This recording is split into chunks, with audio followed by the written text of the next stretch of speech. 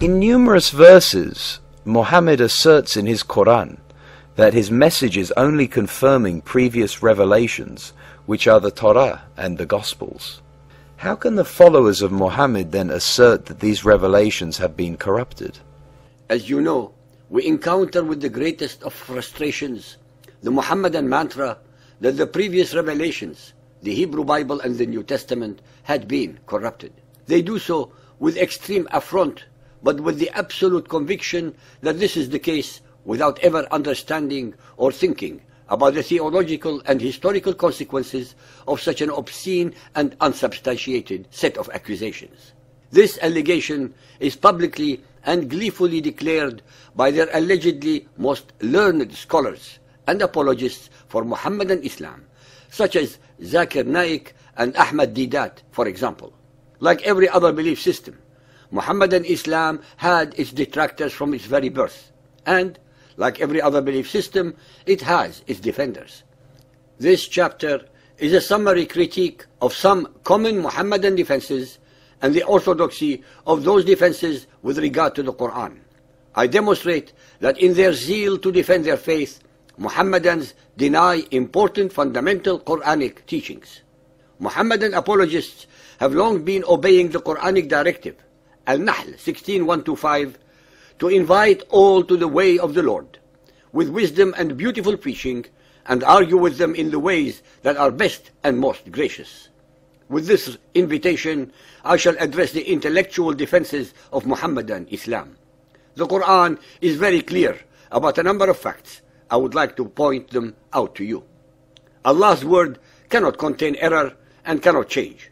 Allah is said to preserve the Quran in surahs 15.9, 41.41-42, 85.21-22, 56.77-78, and later the words of Allah are said to be unalterable. Al-An'am 6.34. There is none that can alter the words and the decrees of Allah, and none can change His words. Let us together reflect here for a moment. If the Quran is true, and if Allah is the same as the God of Israel and Jesus, then what Allah inspires cannot change, nor can it be corrupted. So we ask the obvious question: are not the Torah and the Gospels repeatedly said to be inspired by Allah? Any Muhammadan who knows the Quran should know the answer.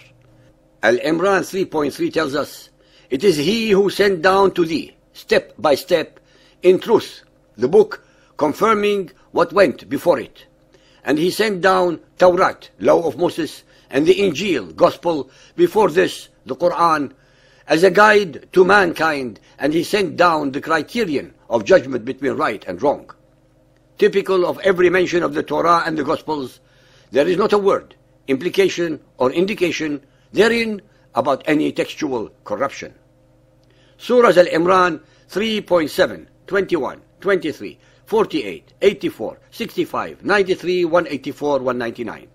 Al-Nisa 4.44, 51, 136.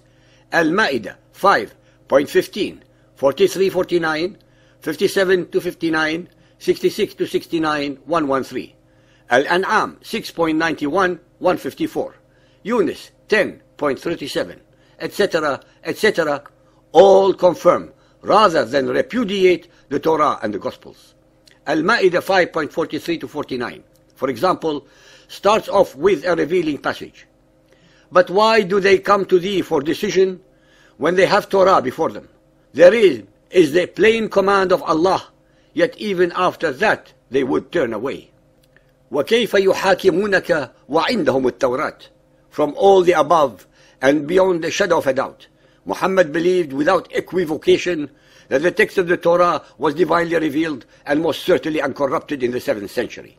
The same fact is echoed in the following verses of this same surah, while verses 66 and 68-69 make it crystal clear that the problem with the Jews was only their refusal to stand fast by the Torah, the Gospel, and all the revelation that has come to you from the Lord.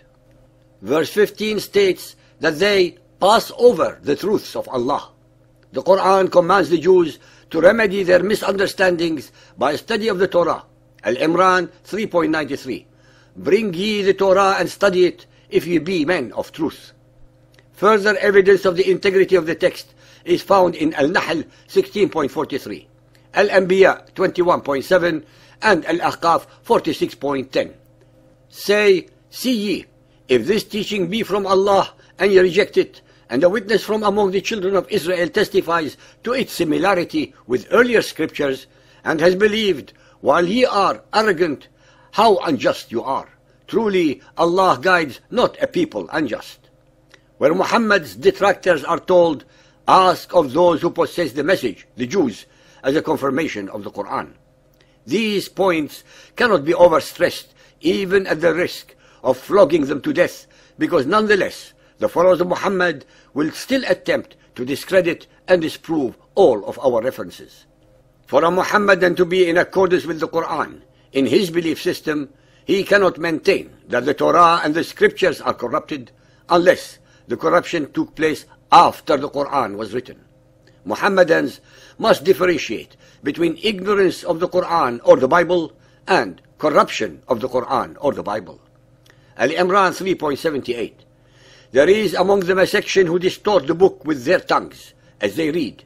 You would think it is a part of the book, but it is not part of the book. And they say, that is from Allah, but it is not from Allah.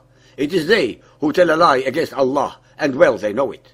In his Quran, Muhammad already is accusing some of the people of the book of misrepresenting the meaning of the text of the Bible, but not of perverting it or tampering with the said text. When it comes to the Quran, Muhammadans are quick to point out that false teaching is not to be equated with textual corruption.